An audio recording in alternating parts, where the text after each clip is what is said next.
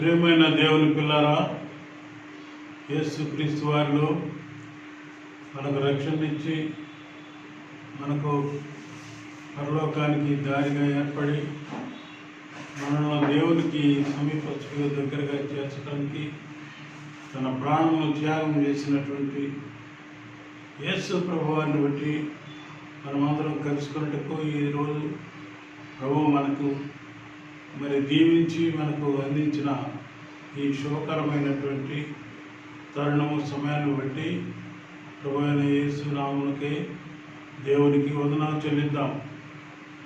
మీకందరికీ కూడా నా హృదయపూర్వక వందనాలు. దేవుని మాట మనము ధ్యానించడం ఎంతో అవసరమై ఉన్నది.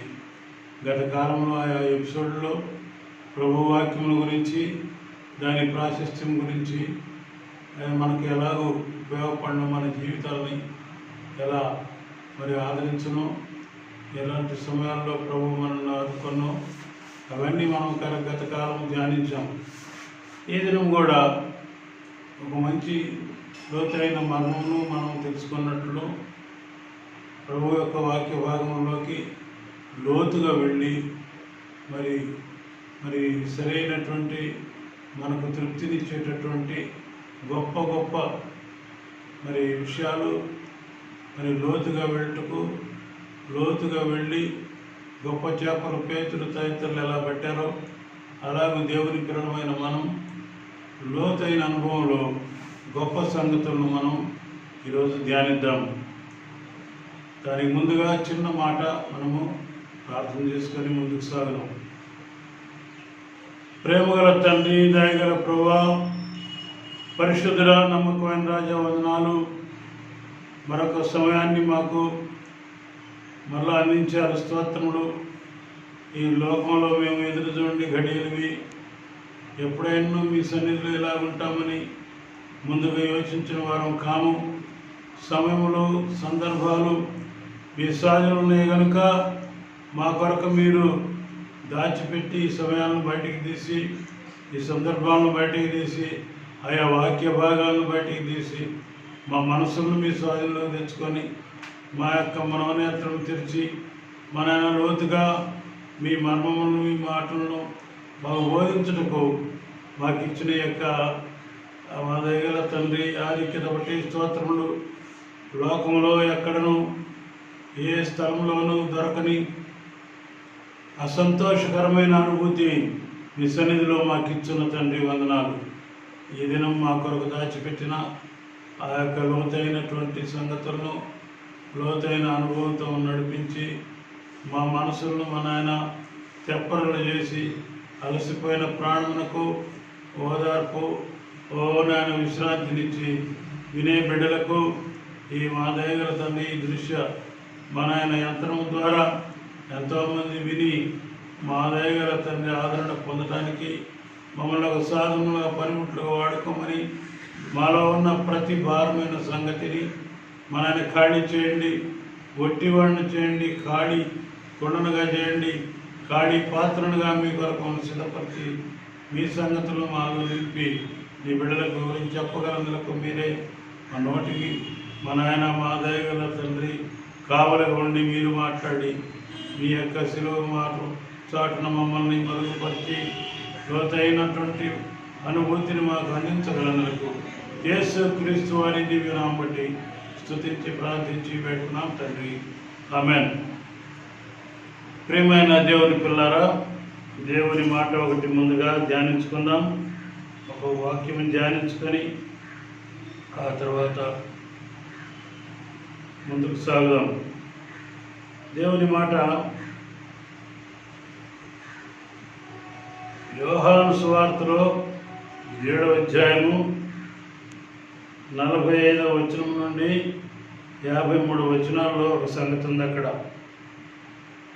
ప్రధాన యాజకులు, పరిసయ్యులు కొంతమంది భద్రవతులను పంపారు యేసు ప్రభువారిని తమ యొద్దకు పట్టుకొని రావాలని. ఆయన ఎలాగలాగో ఆయన మాటలతో చిక్కించుకొని ఆయనను కొంతైనా విసిగించాలని, ఆయన చెప్పే సత్యానికి వ్యతిరేకంగా వారు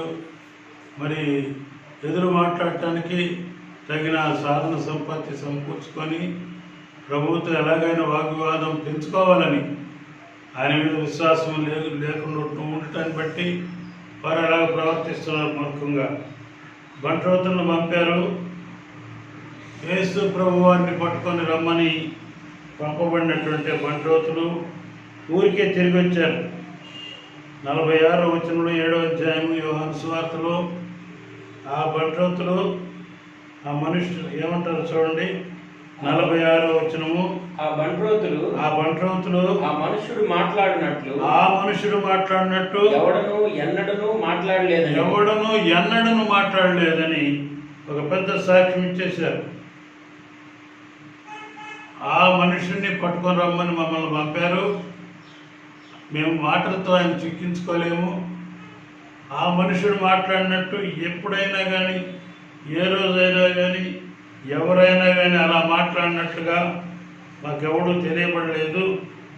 అలాగ అంతటి గొప్ప మేధస్సుతో ఆయన మాట్లాడుతున్నాడని ఆ పరిసయ్యులకి, ప్రధాన యాజకులకి ఆ బంట్రోతులు విడమర్చి చెప్పారు. ప్రియమైన దేవుని పిల్లారా, ఈ మాటలు విన్నటువంటి ఆ పరిసయ్యులు, మీరు మోసపోతున్నారా? అధికారులు కానీ పరిసయ్యులు కానీ ఎవడైనా ఆయన మాటలను విశ్వాసం ఉంచారా అని 48వ వచనంలో వాళ్ళు మళ్ళా తర్జన పడతారు. సామాన్య జనులు మాట్లాడుతున్నారేమో కానీ ఈ జనసమూహము ఆయన మాట్లాడుతున్నారు. వారికి ఏమి తెలియదంటే ధర్మశాస్త్రము ఎరుగని ఈ జనసమూహము శాపగ్రస్తులని, వీళ్ళకై వీళ్ళు పుణ్య పురుషులు అన్నట్లుగా 49వ వచనంలో వాళ్ళు మాట్లాడతారు. 49వ వచనంలో 7:49 అంటారు, అయితే ధర్మశాస్త్రం ఎరుగని ఈ జనసమూహము వీళ్ళు పెద్ద మనగాళ్ళు శాపగ్రస్తమైందని వారితో అనేది. ఈ జనసమూహానికి ధర్మశాస్త్రం తెలియదు. ధర్మశాస్త్రం అంటే ఏందో మాకు తెలుసు. దాని ప్రకారం మేము మరి ఎవరినైనా ఖండిస్తాము. ఆ జ్ఞానం ప్రకారం మేము ఏ విషయంలోనైనా పట్టుకలిగి ఉంటాము. వీరికేం తెలియదు.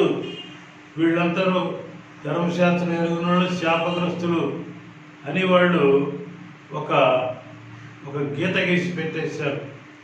సామాన్య జనులకి మరి మోక్షం లేదు, పరలోకం లేదు, లేక దైవ సన్నిధి రాదు, దేవుణ్ణి అర్థం చేసుకోలేరు, తామొక్కరే ధర్మశాస్త్రం తెలిసిన గొప్పవారని వారిని వారు హెచ్చించుకున్నారు.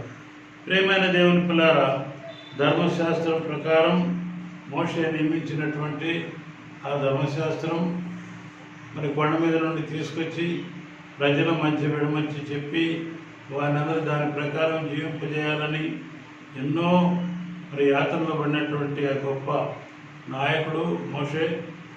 మరి ఆ ధర్మశాస్త్రంను ప్రభువారు దాని గురించి మాట్లాడక దానికి సరైనటువంటి మరి సమతూకంలో ఉన్న తన కనికరాన్ని ప్రజలకు వ్యక్తపరుస్తాడు.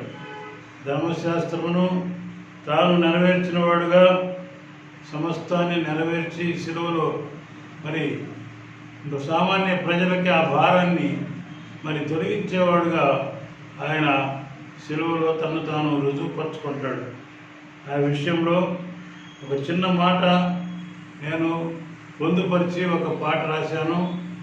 అది చాలా లోతైన మర్మంతో కూడిన శిలువ మరి దృశ్యం కనపడే పాట అది.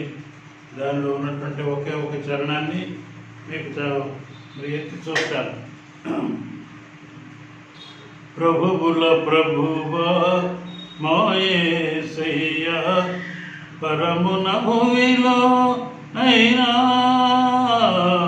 ప్రస్తుతి నీకే నయ్యా, ప్రస్తుతి నీకే నయ్యా. ప్రభువుల ప్రభువా మా యేసయ్యా, పరమున భూమిలో నైనా ప్రస్తుతి నీకే నయ్యా ప్రస్తుతి నీకే నయ్యా అన్న కయపల సన్హెడ్రీను పిలాతు హెరోదుల ఎదుట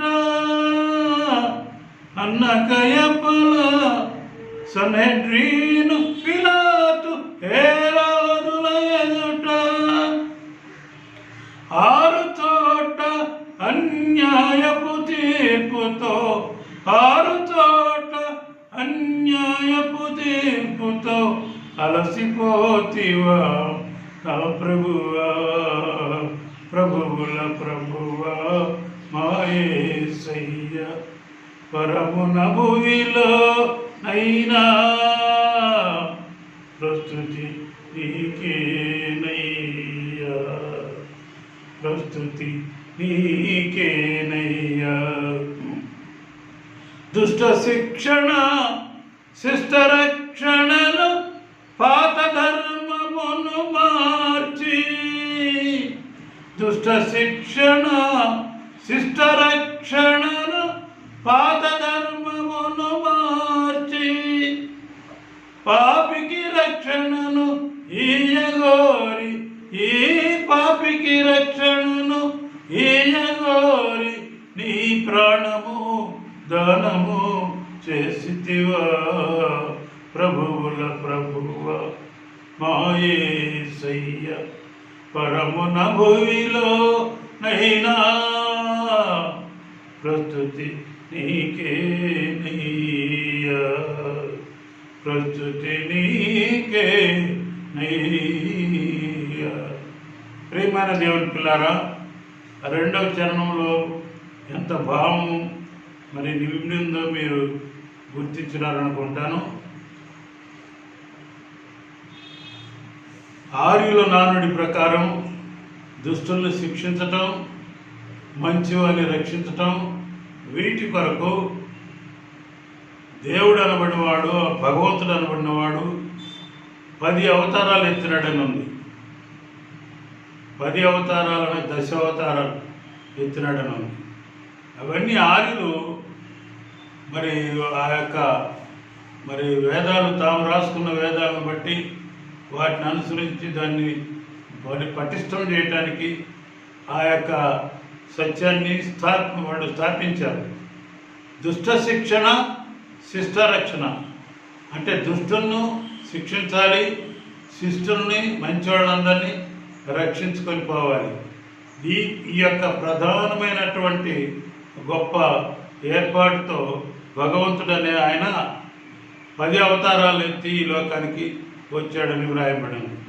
ప్రియమైన దేవుడి పిల్లరా, ఒకవేళ దుష్టులందరినీ శిక్షించుకుంటా పోతే మంచివాడు ఒక్కడైనా మిగులుతాడా?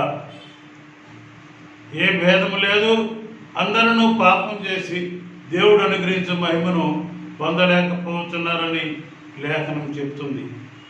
3:26లో ఆ మాట మనం చూడగలం. పాపం వలన వచ్చు జీతము మరణం అన్నాడు. కాబట్టి అందరూ చచ్చిపోతారు పాపం చేసి. మంచివాడు అనేవాడు లేడు, శిష్టుడు అనేవాడు లేడు, అందరూ దుష్టులే. మరి వారందరూ పాపం చేసి దేవుడు అనుగ్రహించు మహిమను పొందలేకపోతే 6వ అధ్యాయం 23వ వచనంలో కూడా మనం అదే చూస్తాం. రోమపత్రికలో మనము దుష్టులుగా మనకు ముద్రపడి మనం వాటిని అనుసరించలేని వారంగా మనం చూడండి ఆ మాట చూస్తాం. ఏలయనగా పాపం వలన వచ్చు జీతం పాపం వలన వచ్చు జీతము మరణము.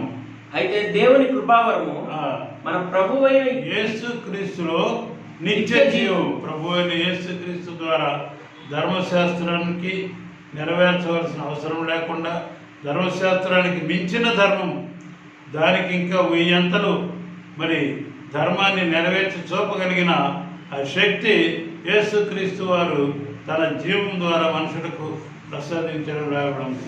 మరి 3:23లో ఉన్నమాట, ఏ భేదము లేదు, అందరూ పాపం చేసి దేవుడు అనుగ్రహించు మహిమను పొందలేకపోతున్నాడు.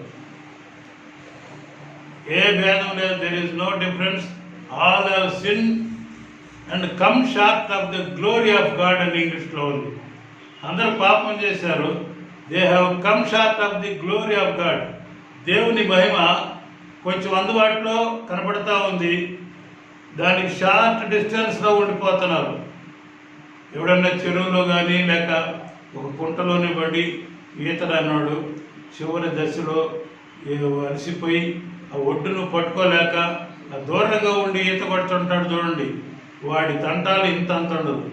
మునిగిపోతా కొంచెం నీళ్లు మింగి కొంచెం ముక్కులోకి నీళ్లు నోట్లోకి నీళ్లు పోయి వాడు అందుకోవాలంటున్నాడు, అందుకోలేకపోతున్నాడు. He has come short of the bank or the border of the tank. ఆ సరస్సు దగ్గర వాడు ఆ నీటి ఒడ్డును అందుకోవటానికి వాడు చాలా సమీపంలోనే ఉన్నాడు, కానీ పట్టుకోలేకపోతున్నాడు. ఇలాంటి వ్యర్థ ప్రయత్నంలో మనుషులు తమ పాపం వల్ల దూరం అయిపోతున్నారు. ధర్మశాస్త్రం కూడా చాలా వరకు మేలు చేసేట్టుగా లేక మంచి కార్యాలు చేసేట్టుగా పాపం లేని పనులు చేసేటక కొంతవరకు మనుషులకి గ్రిప్పిస్తుందేమో కానీ సంపూర్తిగా ఒడ్డుకు చేర్చలేని ధర్మశాస్త్రం. కాబట్టి ధర్మశాస్త్రం వల్ల మేలు జరగకపోయింది.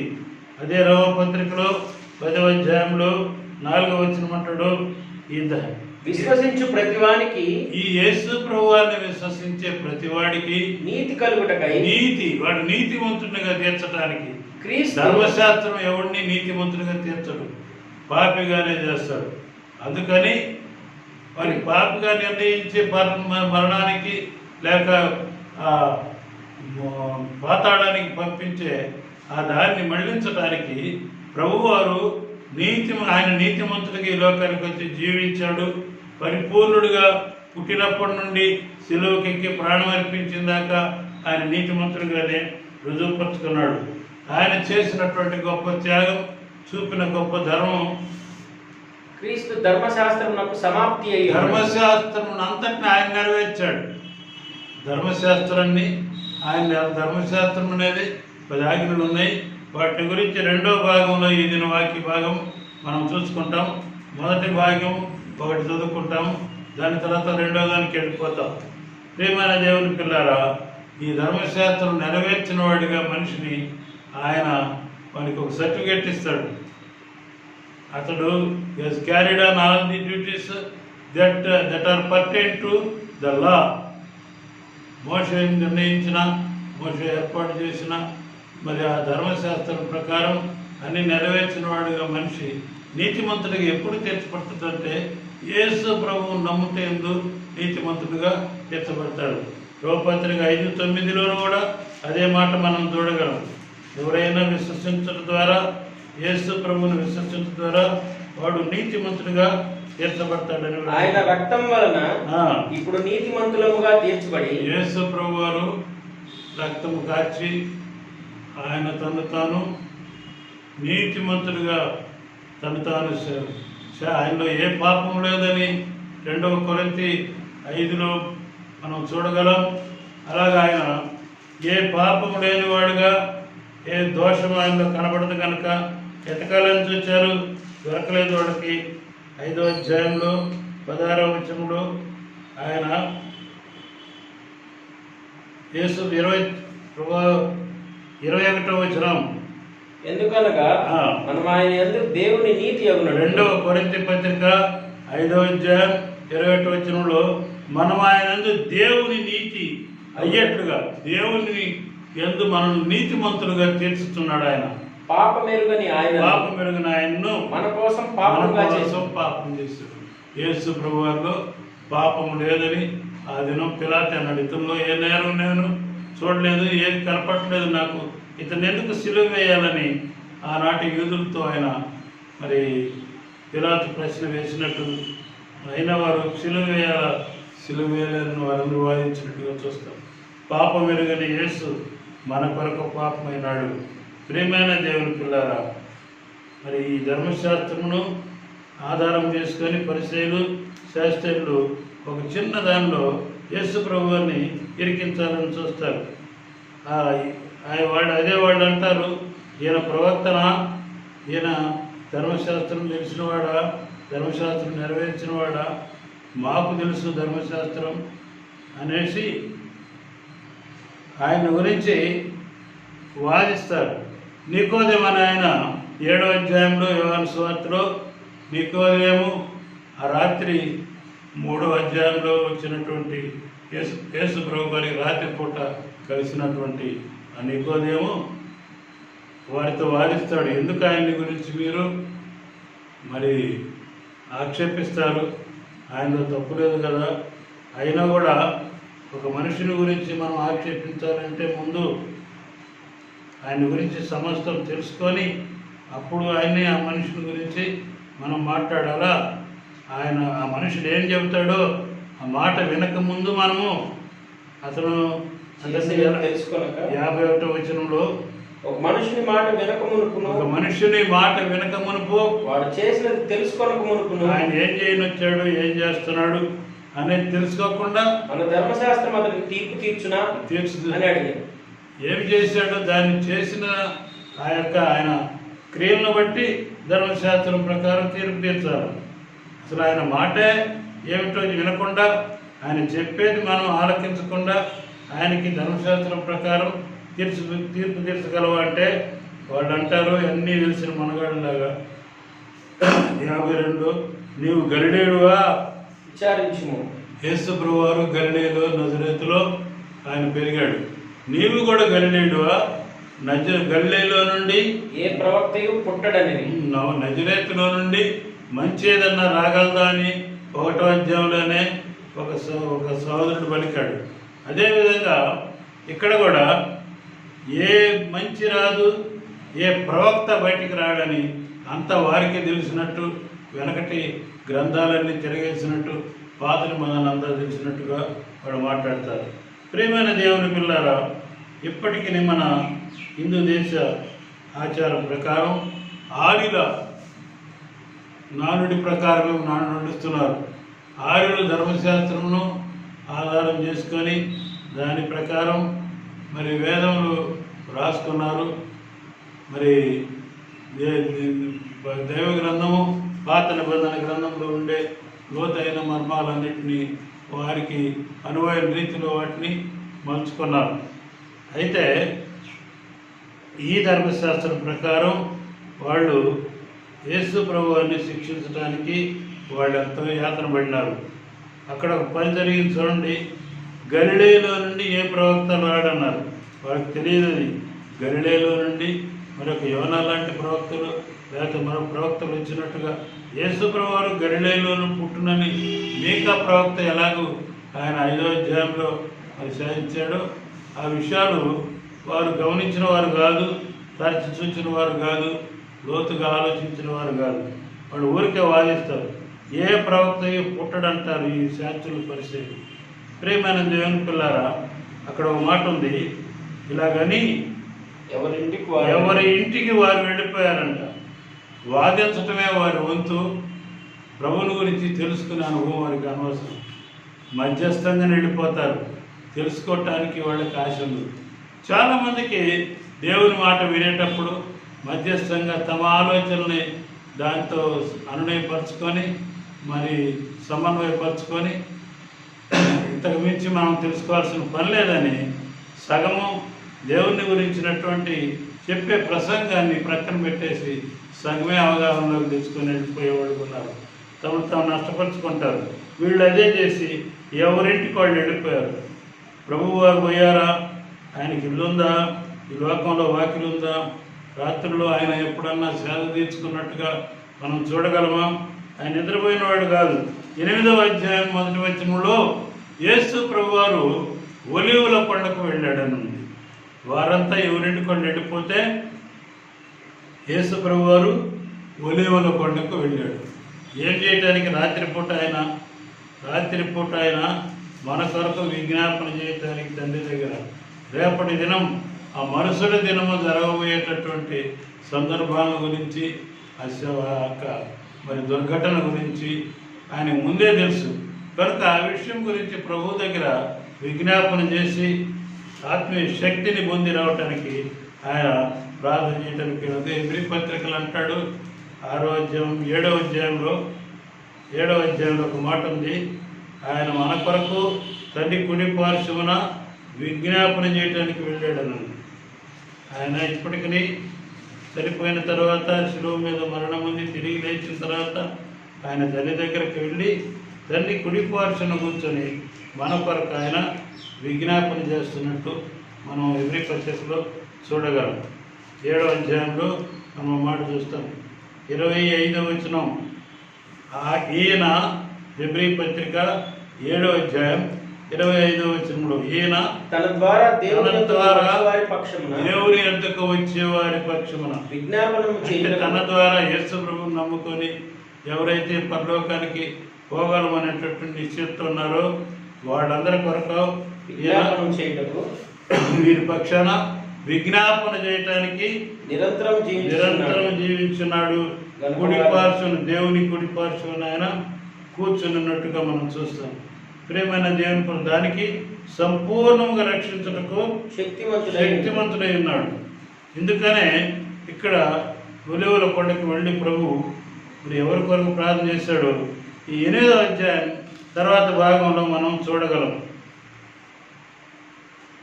తెల్లవారుగానే యేసు తిరిగి దేవాలయానికి రాగా ప్రజలందరూ ఏం చేశారంటే ఆయన ఎద్దకు వచ్చారు కనుక ఆయన బోధ వినటానికి వచ్చారు.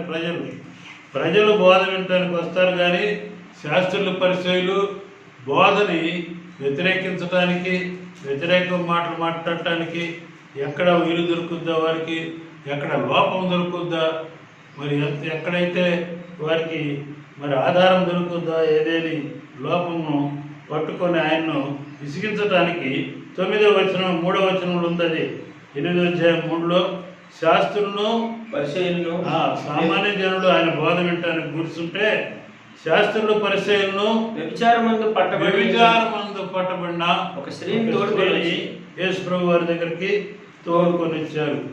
వచ్చి అడుగుతున్నారు, ఆమె మధ్య నిలవబెట్టారు. మధ్య అంటే ఎవరికి ఉందా మధ్య? యేసు ప్రభు వారు ఒకవైపు ఉన్నారు, ఈ శాస్త్రులు పరిచయులు మరొక వైపు ఉన్నారు. ఈ యేసు ప్రభు వారు కనికరానికి, ఆయన దయకు, ఆయన మరి నీతికి ఆధారభూతులైన వాడు కనుక ఈ దయగలిగిన లేక కృప కలిగిన యేసు ప్రభు వారికి ఖండించాలని, ఆమె శిక్షించాలని మరి కంకణం కట్టుకొని వచ్చినటువంటి ఆ యొక్క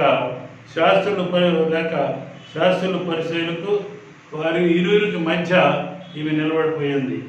ఆమెను ఎలా పట్టుకొచ్చారని అంటే వాళ్ళు ఏమన్నారు, ఒక ప్రశ్న వేశారు. ఈ స్త్రీ వ్యభిచారం చేయించుండగా పట్టుబడింది. అట్టి వారిని రాళ్ళు రుబ్బి చంపవలనని ధర్మశాస్త్రంలో మోషే మనకు ఆజ్ఞాపించిన కదా. అట్టి వారిని అంట మళ్ళా ఈ స్త్రీ ఒక్కత వ్యభిచారం చేస్తుందా? వీళ్ళకి ఎంతవరకు జ్ఞానంతో మాట్లాడుతున్నారు? వాళ్ళ మాటలు ఉన్న వాళ్ళు దిక్కిపోతారు. ఈ స్త్రీ వ్యభిచారం చేస్తుంటే మేము తీసుకొచ్చాము. అట్టివారిని అంటాడు. మన ధర్మశాస్త్రం ప్రకారం అట్టివారిని అంటే రెండవ వ్యక్తి ఎవరు? పురుషుడు ఉండాలి. పురుషుడిని తేలేకపోయారు. పురుషాధిక్యత అక్కడ ఉంది. వాడంటే భయం. మరి వాడిని తప్పించి ఈ స్త్రీని ఒక్కదాన్ని తీసుకొచ్చి వీళ్ళు అంటున్నారు, ఈ స్త్రీ వ్యభిచారం చేస్తుండగా పట్టుబడింది. ఇటు వారిని, వాళ్ళిద్దరిని లేక పురుషుని స్త్రీని ఏం చేయాలి? ధర్మశాస్త్రం ప్రకారం రాళ్ళు రువ్వి చంపాలని ఉంది కదా. దీనికి నువ్వేం చెప్తావు? ఈమెను ఎలా చేయమంటావు?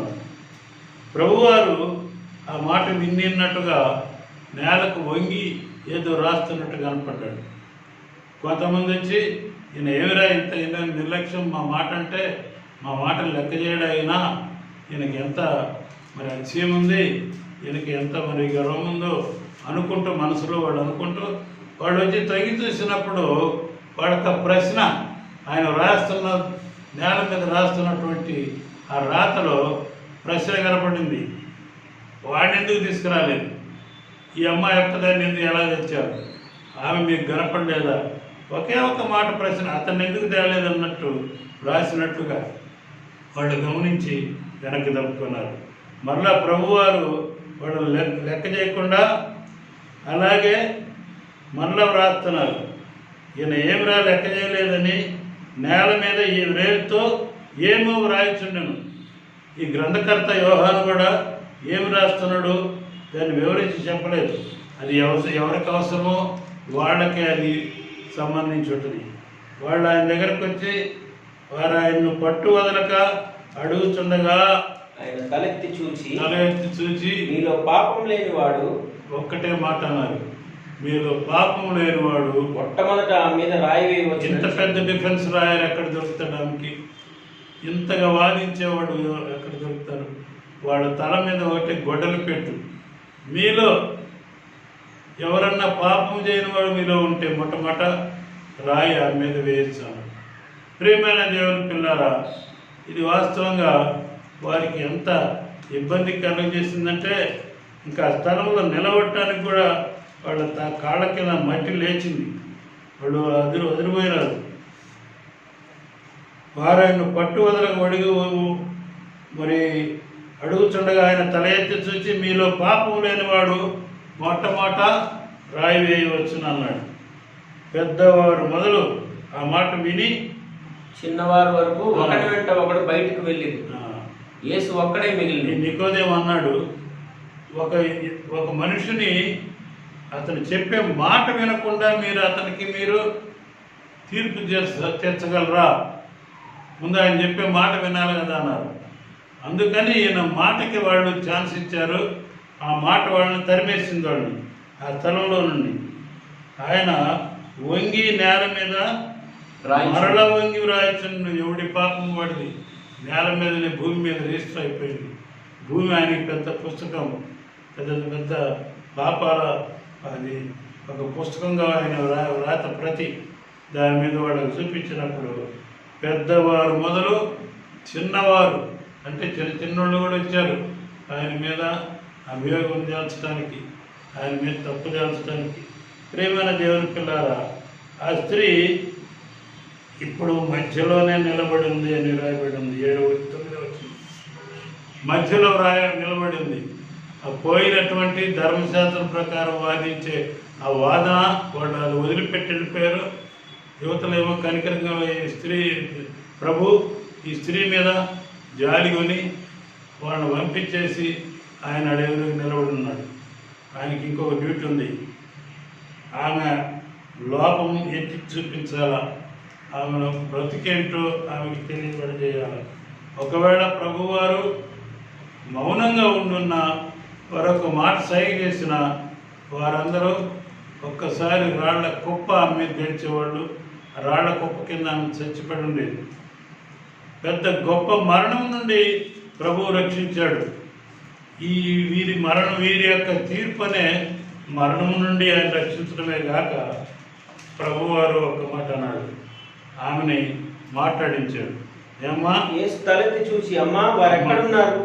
ఏరు వాళ్ళు ఎటు వెళ్ళిపోయారన్నాడు. ఎవరు నీకు శిక్ష విధింపలేదా? ఎవరు శిక్ష విధించలేదా నీకు? ఎవరు నీకు శిక్ష విధించలేదా? వాళ్ళు విధించలేనప్పుడు నేను కూడా నీకు శిక్ష విధించను. ఈయన శిక్ష విధించడానికి ఈయన అర్హుడు ప్రభు. ఆయనకి ఆ యొక్క ఆధిక్యత ఉంది. ఎందుకంటే పాపం ఎరుగని ఆయనలో ఏ పాపం లేదు కాబట్టి పాపం ఎరుగని ఆయన ఆమెకి శిక్ష విధించవచ్చు. మనం ఇందాక చదివాం 2వ కొరింథీ పత్రికలో 5వ అధ్యాయంలో 21వ వచనంలో పాపం ఎరుగని యేసు అని వ్రాయబడి ఉంది.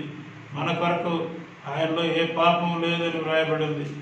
మా ప్రియమైన దేవుని పిల్లారా, ఆయన ఏ పాపం ఎరుగని వాడుగా ఆమెను శిక్షించడానికి అర్హత ఉంది. కానీ అయినా శిక్ష విధించట్లేదు. నేను కూడా నీకు శిక్ష విధింపను. ఇంకా నీవు చదవండి 11వ వచనం. నేను నీకు శిక్ష విధింపను, నీవు వెళ్ళి పాపం చేయకు అని ఆమెతో చెప్పాను. ప్రభు మాట వాగ్దానం ఏంటంటే శిక్ష విధించను. ఎప్పుడు ఏ కండిషన్స్లో? నీవు వెళ్ళి ఇకను పాపం చేయొద్దు. ప్రభు మాట విని వెళ్ళిపోయింది. ప్రభు మాట విన్నామా ప్రియమైన దేవుని పిల్లారా? ఎంత మాట అది, ఎంత రక్షించే మాట.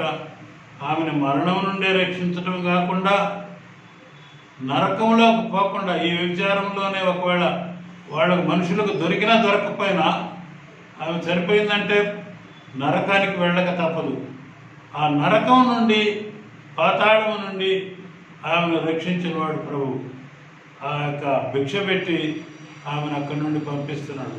ఇకను పాపం ఇక చేస్తుందండి పాపం, ఇకను పాపం చేయకండి అంటే ఏమిటంటే, ఒకవేళ పాపం చేస్తే ఏమయ్యేదో, వాళ్ళ చేతుల్లో ఎలాంటి మరణం ఉండేదో, ప్రభువు వారు అనుమతిస్తే ఆమెకి ఎంత గొప్ప శిక్ష అయ్యేదో ఆమె ఆ భయంకరత్వమును తెలుసుకొని ఇక ముందు పాపం చేయనిది. మన పాపము ఎంత పదునైందో, మన మీద ఎంత కచ్చ తీర్చుకుంటుందో, మనల్ని ఎంతగా బాధ పెడుతుందో మనం గుర్తించగలిగితే ఇకను పాపం చేయం, మన జీవితాలు మారుస్తాయి. అందుకే అన్నాడు వాళ్ళ బంట్రోతులు కూడా, ఆయన మేము పట్టుకురాలేకపోయామండి, ఎందుకంటే ఏ మనుషుడు కూడా ఆయన మాట్లాడినట్టు మాట్లాడరు. ఆయన మాట చెప్తే ఖచ్చితంగా సూటబుల్గా ఉంటుంది, చక్కగా పొసుగుతుంది అని వాళ్ళు అన్నారు. ఆ బంట్రోతులు ఆ మనుషుడు మాట్లాడినట్టు ఎవడను ఎన్నడూ మాట్లాడలేదండి అని 7వ అధ్యాయం 46వ వచనంలో మాట్లాడినారు. ఆ సంగతి వచ్చి శాస్త్రులు పరిశీలనతో వాళ్ళు వివరించినట్టు చూస్తున్నాం. వీళ్ళకుండే లోపం వీళ్ళకుంది, పరిశీలకుండే లోపం. మేమే ధర్మశాస్త్రం తెలిసిన వాళ్ళం, మాకే అన్నీ తెలుసు, మేమే అన్నింటిలో గరిష్ఠులము, మాకు ధర్మశాస్త్రం మొత్తం తెలుసు, మేము మొత్తం తూచేదప్పకుండా దాన్ని గమనించేవాళ్ళం అని వాళ్ళకి స్వాతిశయం ఉంది. ఈ పరిశీలకున్నటువంటిది అది ఆ జబ్బు. మరి సామాన్యంగా వాడు యాజకులు ఉన్నాడు, ప్రధాన యాజకులు, మేమే తీర్పు తీర్చేవాళ్ళం, మేమే మరి మనుషులకి శిక్ష వేసేవాళ్ళం అని తమ్మును తాము ప్రత్యేకపరుచుకొని వాళ్ళు గొప్ప నీతిమంతులుగా వాళ్ళు స్థాపించుకునేవాళ్ళు. వీరిరువురికి వారి లోపాలు వాళ్ళకు ఉండగా ప్రభువారు ఈ గొప్ప మరి ధర్మాన్ని అక్కడ వ్యక్తపరిచాడు. ప్రియమైన దేవుని పిల్లారా, ఇదే నూతన నిబంధన గ్రంథంలో ఒక సందర్భానికి మనం వెళదాం. లూకా సువార్త 18వ అధ్యాయం 18వ వచనం చూద్దాం. లూకా సువార్తలో 18వ అధ్యాయం 18వ వచనం.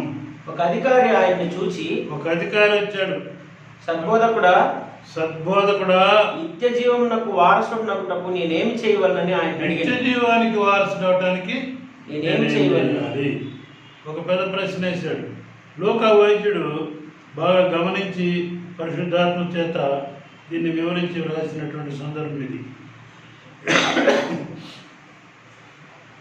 ఈయన దగ్గరికి వచ్చి ఈయనను కొంచెం ఉబికించి మరి మరి అక్షయంగా మాట్లాడు మరి ఆయన్ని పిలుస్తున్నాడు. సద్బోధకుడు అంటున్నాడు. ఒకవేళ అతనికి ఆయన మంచి బోధకుడని, లేక ఆయన నిత్య సత్యవర్తనుడని, సత్యమైన శక్తివంతుడని, ఆయన సత్యమని ఒకవేళ అతనికి తెలుసో తెలియదో కానీ, మనసులో నమ్మినవాడో కాదో కానీ, ఆ యొక్క మాట మీద నమ్మకం లేకుండానే ఆ మాట వాడేస్తున్నాడు. సద్బోధకుడా, ఎదుటోళ్ళను పొగిడి ఏదో చేయదలిచిన మనిషి అతడు. నిత్య జీవానికి వారసుడు అవడానికి నేనేం చేయాలి అని అడిగాడు. ప్రభువారు అతను ఎత్తి పలకటంలోనే ఆ మాటను అతనికి వివరించి చెప్పుకొచ్చాడు. సద్బోధకుడా లేక సత్పురుషుడా అని నన్ను ఎందుకు అంటున్నావు? నా బోధ అంతా మంచిదే, సద్బోధ, మంచి బోధ నేను చేస్తానని నువ్వు నమ్మినావా? నన్ను ఎందుకు అంటున్నావు సత్పురుషుడని? దేవుడు ఒక్కడే తప్ప ఎవరో సత్పురుషుడు ఉండడు. దేవుడే నీతిమంతుడు, ఆయనలో ఏ పాపం లేదు. మరి హిందూ శాస్త్రాల ప్రకారం అయితేమి, లేక ధర్మశాస్త్రాల ప్రకారం అయితేమి, దేవుడు కొంచెమైన లోపం లేనివాడు. ఆయన వెళితే ఏముండదు, ఆయన సంపూర్ణుడు, ఆయన మరి చాలా అతి పరిశుద్ధుడు అని జనాల్లో ఉండేటటువంటి మరి నమ్మకం. అది ఇతనితో ప్రభువారు మాట్లాడుతున్నాడు. నేను సత్పురుషుడిని నువ్వు ఎలా చెప్పగలుగుతున్నావు? దేవుడు ఒక్కడే కదా సత్పురుషుడు. అయితే నేను సత్పురుషుడిని అంటే నన్ను దేవునిగా నువ్వు నమ్మావా? నన్ను దేవుడునని భావించావా? నా మాటలేందు, నా బోధలేందు నీకు నమ్మకం ఉందా?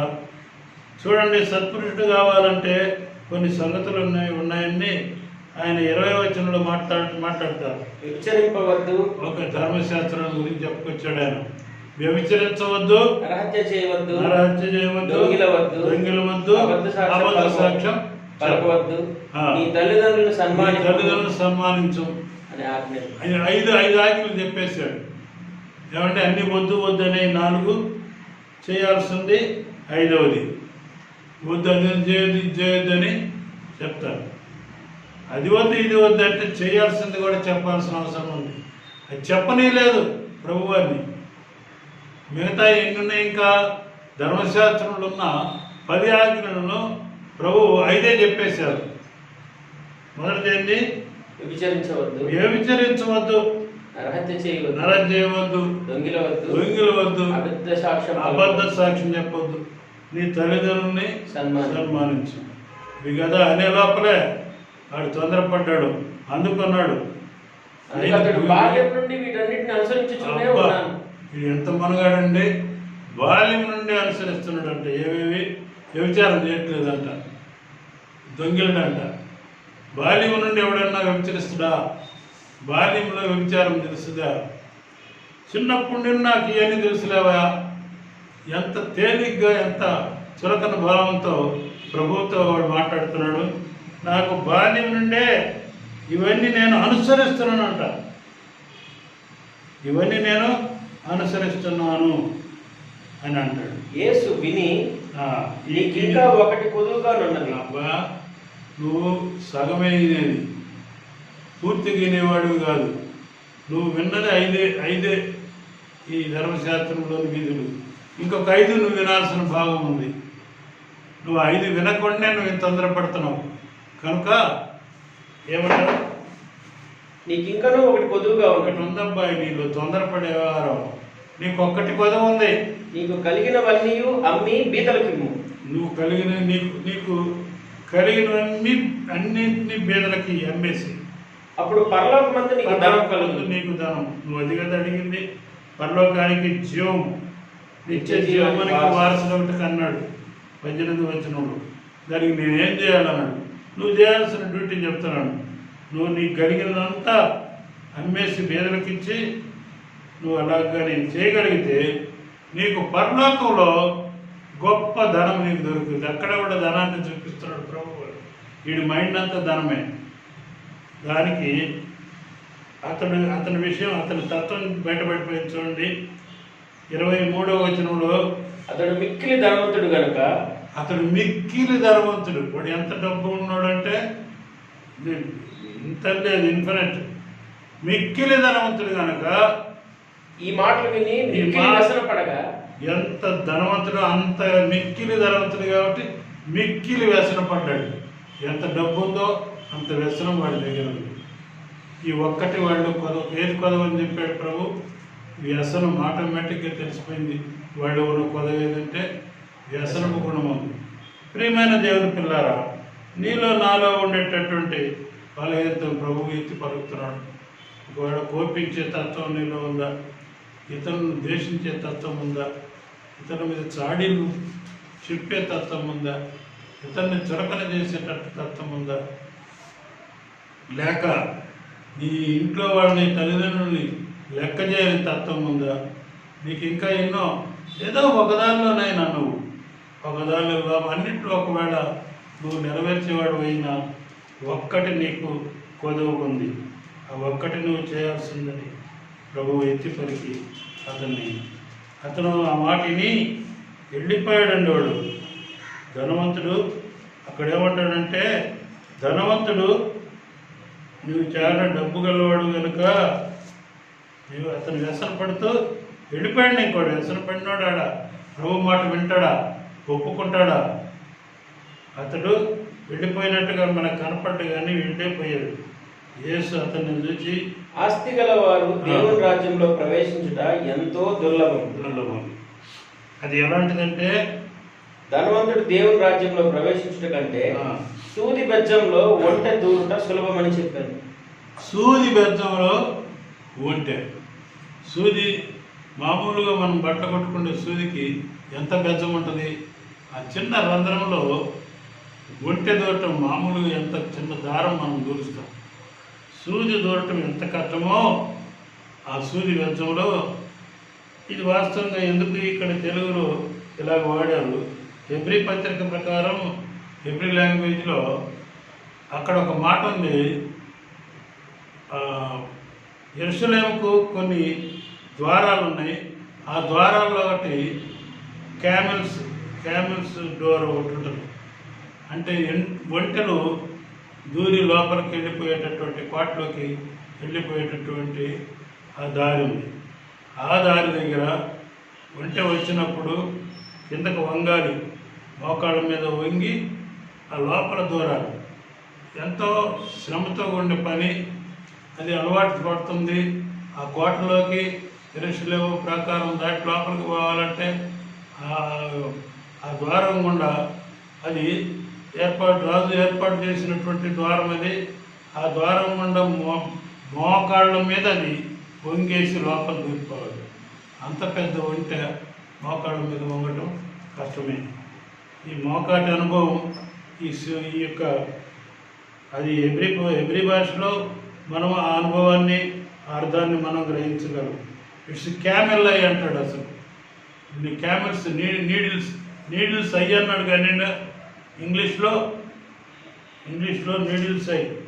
Rich man entering in to A needles I passing through the needles I అంటాడు ఇంగ్లీష్లో. కాబట్టి సూది బెజ్జంగుండా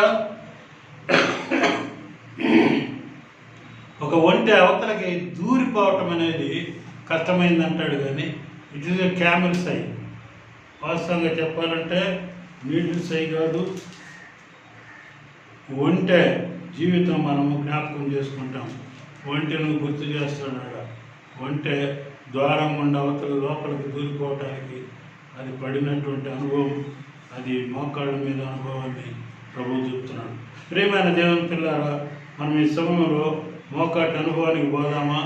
మనం ఉన్న స్థితిలో, ఉన్న స్థలంలో ఎలాగున్నామో అలాగే ప్రభు యొక్క రాజ్యం లోపలికి ఎంటర్ కావాలంటే ఆ ద్వారం గుండా ప్రభు నేనే ద్వారము, నేనే మార్గం, the way, the truth and the life, నా ద్వారా తప్ప nobody can enter in to the Kingdom of God అని ప్రభు అంటాడు.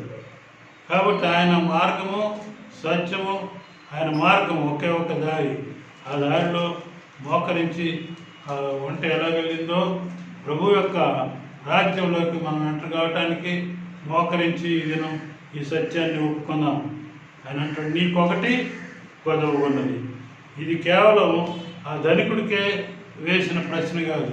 లేక ఆ స్త్రీకి వెనక్కి పిలిచి ఒక మాట అంటాడు, అమ్మా ఇకను నీవు పాపము చేయకము, నీకున్న కొదవది, నీలో ఉన్న తొందరది. వారి కొదవలు వారికి ఉన్నాయి, ఎవరికి ఉండే కొదవలు, పరిశీలకుండే కొదవ వారికి ఉంది, శాస్త్రులకుండే కొదవ వారికి ఉంది. వాళ్ళ నీళ్ళను గురించి మనం ఆక్షేపించడం కాదు, నీకేం కొదవ ఉంది ఎత్తి చూపుతున్నాడు ప్రభు. ఈ దినం ఒకసారి ప్రశ్న చేసుకుందామా, పరిశీలన చేసుకుందామా? కళ్ళు మూసుకోండి, ఒకసారి ధ్యానిద్దాం. ప్రభువా, ఇదిగో నా లోపల ఈ లోపం ఉంది, నాలో ఈ కొదవ ఉంది నాయన, దీన్ని బట్టి నేను నీ దగ్గర రాలేకపోతున్నాను. నాకు మరి మోహం ఉంది, లేక స్త్రీల మీద అపేక్ష ఉంది, డబ్బు మీద అపేక్ష ఉంది, లేక నాకు ఈ నా స్వాతిశయం, నా బలం మీద, నా తెలివి మీద నాకు గొప్ప అతిశయం ఉంది. వీటన్నిటిలో నేను విరవేగుతున్నాను, నీకు దూరం అయిపోతున్నాను ప్రభువా. వారిని పోల్చుకొని చూసి నన్ను నేను నీకు దూరం చేసుకుంటున్నాను. వారు అలా ఉండగా నేను ఎందుకు సరి చేసుకోవాలని నన్ను నేను దూరం చేసుకుంటే ఈ పరిస్థితిలో నా యొక్క లోపాన్ని ఎత్తి చూపు ప్రభువా, నా బలహీనతను ఎత్తి చూపు.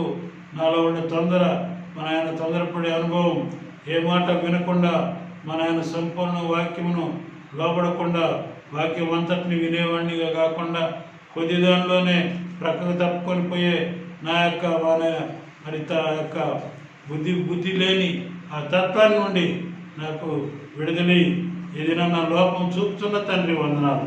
ఇదిగో ఫలాని విషయంలో నేను ఈ విధంగా లోపమైనా ఇప్పటి వరకు